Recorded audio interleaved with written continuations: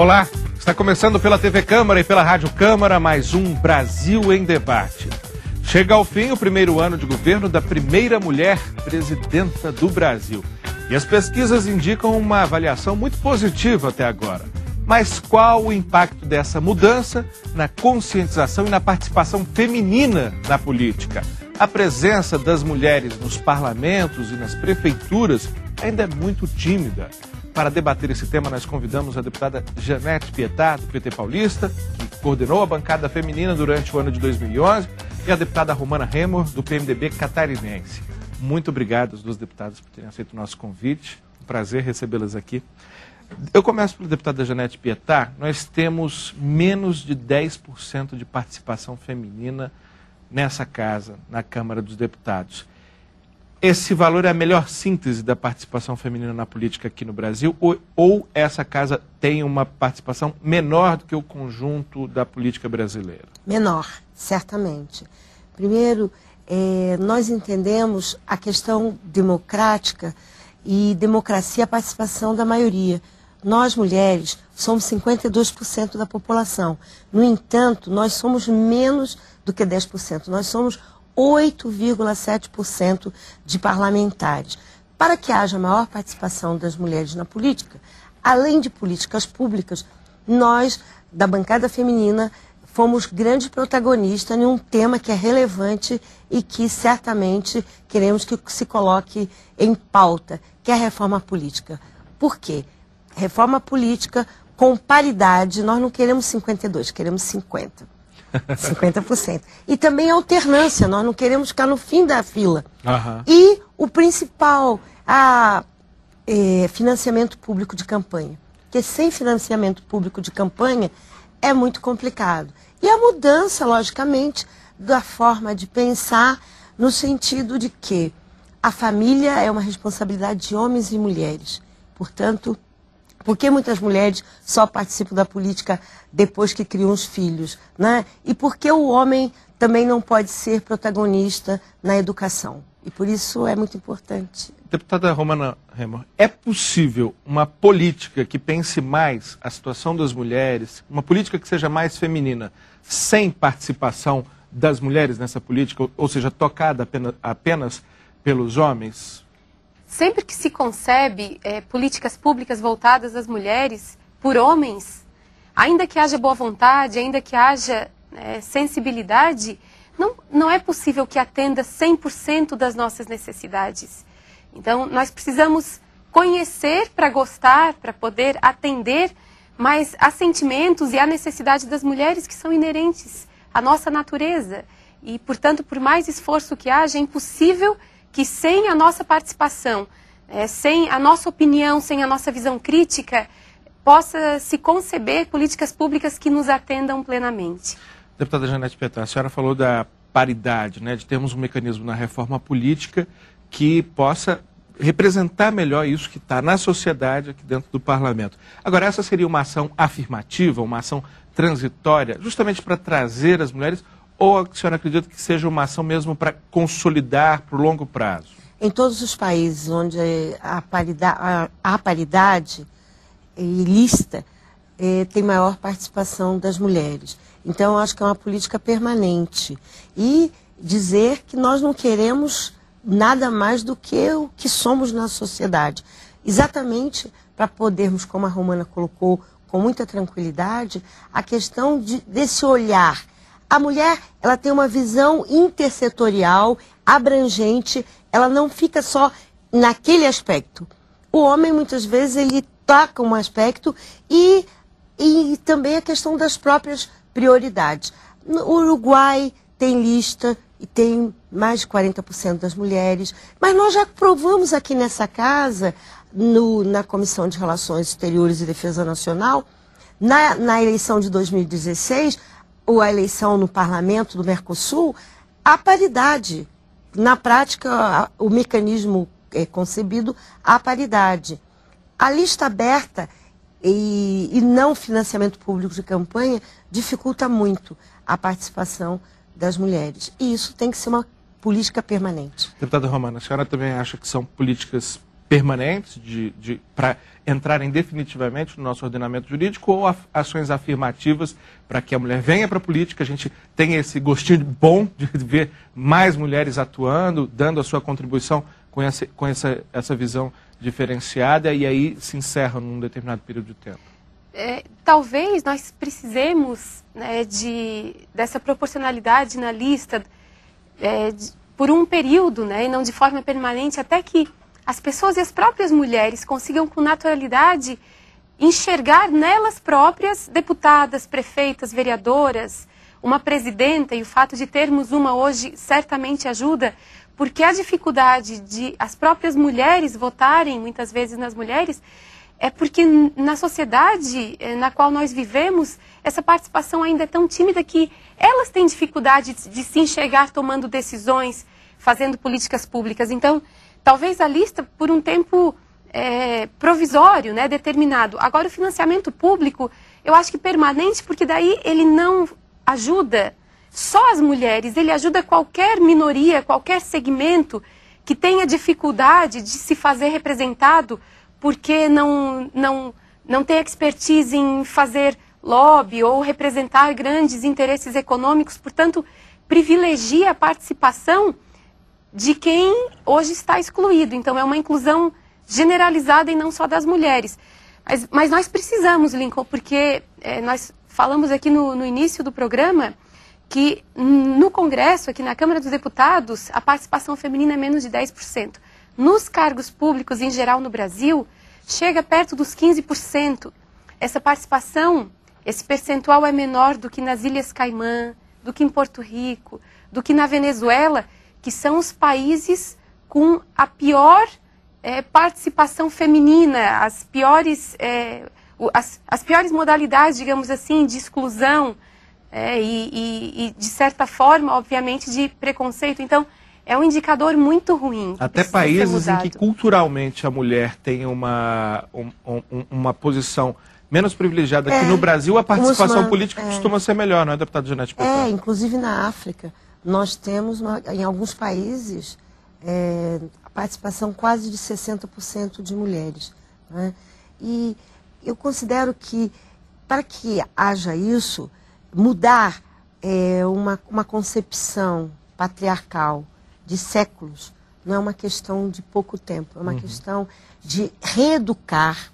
Nós temos que a nossa Constituição, no artigo 5º, ela diz: somos iguais perante a lei, homens e mulheres. Mas isso tem que vir à prática, porque, na verdade, nós sempre tivemos uma educação diferenciada e sempre somos olhadas como problemas e não solução.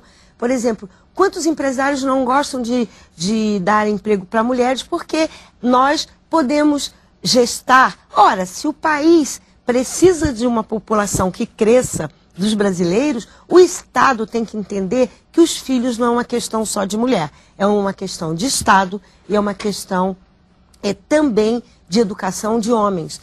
E somos iguais na diferença, mas contribuímos significativamente para o desenvolvimento do país. Veja a nossa presidenta, o quanto ela tem trazido propostas e tem alertado o lançamento crack, vamos vencer, né? E voltado para a questão, um tema contemporâneo, um tema que as mulheres e a família sente. Então, nós temos que mudar a educação. Isso não é uma questão de pouco tempo, porque o domínio, por exemplo, no período romano, as mulheres tinham que ter autorização do pai para participar de qualquer coisa. No período colonial, no início, o homem poderia matar a mulher, né? Se imaginasse que a mulher estava praticando algum adultério, não é? Então, essa concepção de que mulher é subordinada é uma concepção muito antiga. De séculos, né? Milênios, né, quase, né? Então, é uma coisa muito arcaica. E isso não se quebra.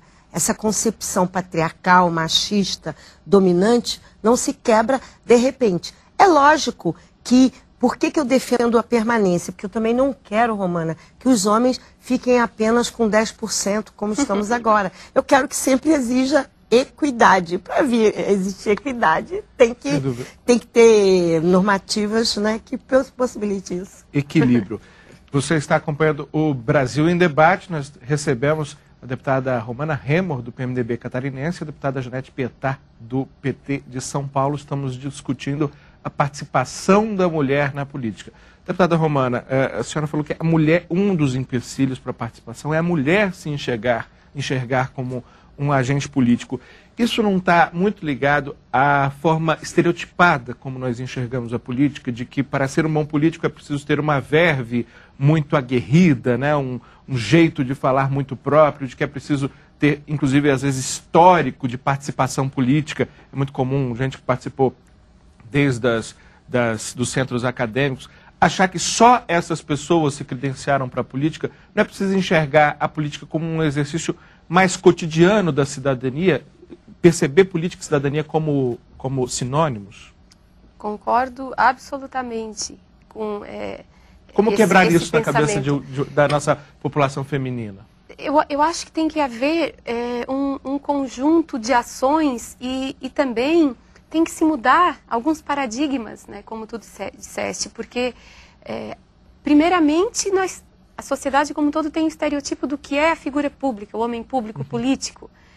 Eu presencio isso quase todos os dias, quando eu chego em alguns lugares aqui ou fora do Congresso, né, nos ministérios, as pessoas meio que ficam surpresas, talvez, porque acham que eu tenho pouca idade, eu nem tenho tão pouca idade assim, e muito provavelmente por ser mulher. Então, é uma reação muito clara desse paradigma que nós temos, pelo qual nós enxergamos que a figura de um político, de um ser político, é aquela tradicional. Esse é um ponto. Então, nós temos que enxergar que isso não é papel dos homens e de homens desse ou daquele tipo, isso é papel de cidadania. Portanto, qualquer cidadão pode exercer, inclusive a mulher.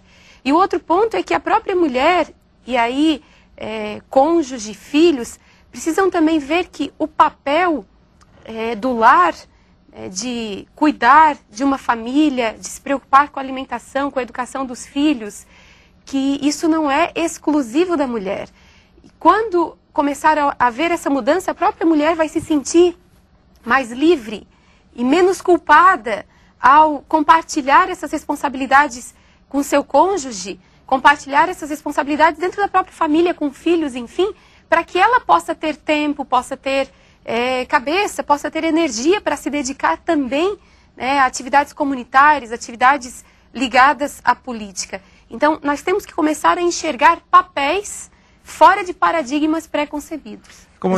Mas eu só queria acrescentar que as mulheres mais populares, elas têm uma militância muito grande, lutando por creche, lutando por melhorias no bairro, mas é uma instância mais próxima da residência ou no município.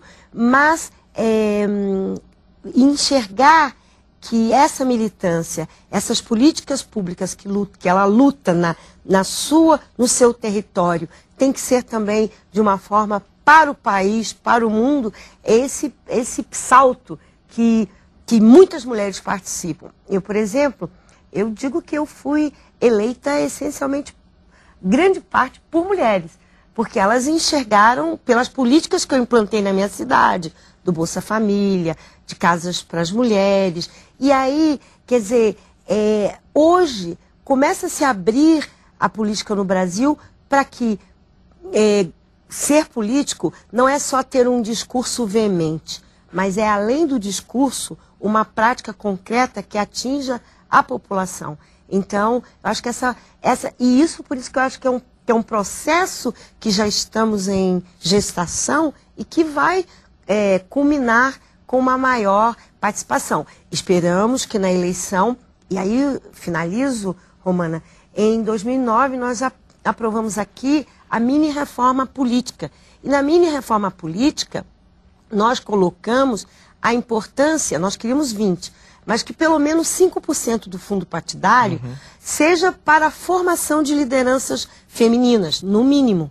E também a presença de 10%, no mínimo, de mulheres nos programas. E por isso, você que está nos assistindo, participe do seu partido, comece a participar da executiva. Como hoje nós estamos vivendo um momento mágico, uma mulher presidenta e a Rose de Freitas, nossa primeira mulher vice-presidenta, apesar de que queremos que aprovar a PEC 590, chamada PEC Erundina, para que sempre tenha presença de mulher na mesa. E demoramos muito, né? Muito. Foi preciso primeiro uma mulher chegar à presidência da República antes que uma mulher chegasse à mesa diretora da Câmara. Já que a senhora tocou na questão da mulher presidenta, eu queria perguntar para as duas, começo pela deputada Romana, para uma avaliação de como a presidenta Dilma Rousseff tem desempenhado esse papel de primeira mulher. Ela tem conseguido dar representatividade, dar vazão para esses anseios, tem conseguido pautar esse tema, o tema de gênero, no exercício da presidência, deputada Romana? Interessante como isso vem acontecendo de forma muito natural. Uhum. Não houve, pelo menos não se percebe, eu não percebi nenhum movimento preconcebido e designado para esse fim. Não, nós vamos agir assim para trazer a questão de gênero, mas muito naturalmente, pelo bom desempenho, pela postura firme quando necessário, por políticas públicas que têm mostrado sensibilidade, como essa agora, né, voltada ao crack, que envolve famílias. Então, naturalmente, a presidenta tem conseguido, sim, mostrar que, resgatar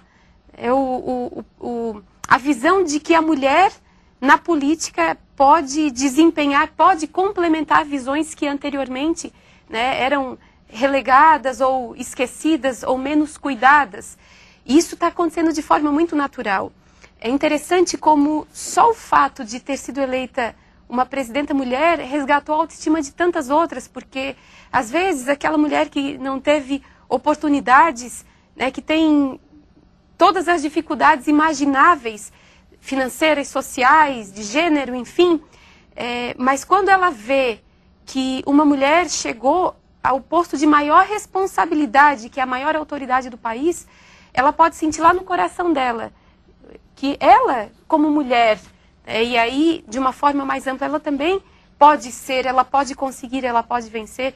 Então, de forma muito natural, com certeza isso vem acontecendo. E quando foi eleita a presidenta, eu pensei, puxa, que responsabilidade, né? Porque poderia naturalmente mostrar quão positivo foi, poderia naturalmente abrir caminhos para as mulheres, poderia naturalmente motivar tantas outras a participarem do processo e também conquistar o respeito, né, dos homens, principalmente aqueles que ainda têm alguma resistência para a nossa participação no processo político, como poderia também ajudar a consolidar aquela visão sexista, né, de exclusão. Mas felizmente tem sido muito positivo. Eu acho que esse primeiro ano, saldo dele, um dos saldos é justamente esse, resgatar a importância da participação da mulher. Deputada Janete Petan, a senhora que há tanto tempo milita nessa área, a avaliação é positiva? Olha, eu considero magnífica. Em primeiro lugar, a presidenta Dilma sofreu muitos preconceitos na campanha, o que se fosse um homem não seria. Então ela quebrou o fundamentalismo e o baixo nível de campanha eleitoral. E ela já tinha um histórico. A maioria do povo a conheceu agora, mas ela vem de uma trajetória de quebrar paradigmas, né? Ela foi ministra de Energia, ela esteve... Ela foi primeira em todos esses cargos, né? Primeira mulher secretária de Fazenda, primeira mulher secretária de Minas. Exatamente, Lincoln. Ela quebra paradigmas. Quer dizer, na verdade, ela mostrou uma trajetória de competência. E o PT quebrou o paradigma. Eu sou do PT, né? O primeiro trabalhador que também deu certo e a primeira mulher. Mas ela tem uma trajetória muito forte de lugares que antes nunca estiveram mulheres. E ela, quando trabalhou no setor de energia, ela criou dentro da empresas da Eletronorte, essa valorização da mulher. E ao assumir, escolher ministras em cargos estratégicos, como planejamento, né, Miriam Belchior, como Casa Civil, a questão dos programas sociais, relações institucionais, ela está com mais de aproximadamente 25% de presença de mulheres não como bijuteria, mas em lugares estratégicos. E pelo menos até agora, dos vários ministros que tiveram na Berlinda, nenhuma mulher. Pois é. Pelas características do ministério que temos até agora, acho que vamos nesse ritmo até o final. Né? E veja, eu considero assim muito importante ela ter o seu primeiro pronunciamento e o pronunciamento da ONU. Ela quebra novamente o paradigma. A primeira mulher que fala na ONU. Quando ela diz assim, de uma maneira muito mais objetiva do que todos os homens que passaram por aquele púlpito. Ela diz, nós não queremos guerra, e colocando o dedo em questões que muitos políticos não têm coragem, né? A questão palestina, né? A questão nuclear, a questão da guerra, nossa guerra contra a fome. Então ela tem um discurso concreto, mas que atinge o cerne dos problemas mundiais no discurso dela da ONU. Mas eu queria ressaltar também que ela diz o seguinte, eu estou abrindo portas, ela tem a dimensão, ela está abrindo portas para que outras possam ser presidenta. Né? Então, eu acho isso muito importante. E 6.000 creches no governo federal, né? Isso não é qualquer coisa. Já estão executadas 1.500. Né? A questão do crack. E ela está sendo, assim, muito protagonista. Se a mídia queria dizer, ela é a faxina, novamente querendo colocar... em um lugar... Carimbar como a faxina como algo feminino. Como algo feminino. Ela diz, não, a corrupção é uma coisa permanente. E a firmeza. Né? Ela é uma pessoa muito firme. Então, ela está de parabéns e nós sabemos que não é fácil. E ela tem demonstrado que ela é uma estadista. Bom. E ser estadista não é qualquer coisa. Infelizmente, o nosso tempo acabou. Eu gostaria ainda de avançar mais, porque há histórias muito boas. Inclusive, a forma muito improvisada como essa casa recebeu as primeiras mulheres deputadas. Sem banheiro. Sem banheiro, sem licença maternidade para as deputadas. Mas, infelizmente, a Rose de Freitas é que conta essas histórias. Né? Eu queria muito agradecer mais uma vez, dizer da minha torcida de vários homens para uma participação cada vez maior, mais intensa das mulheres nessa casa, na política de um modo geral. Muito obrigado, deputada Janete Pietá. Muito obrigado, deputada Romana Remo. Acertei? Acertou, perfeito. E muito obrigado a você que nos acompanhou através da TV Câmara e da Rádio Câmara. Um excelente dia. Nós nos encontramos numa próxima edição. Até lá.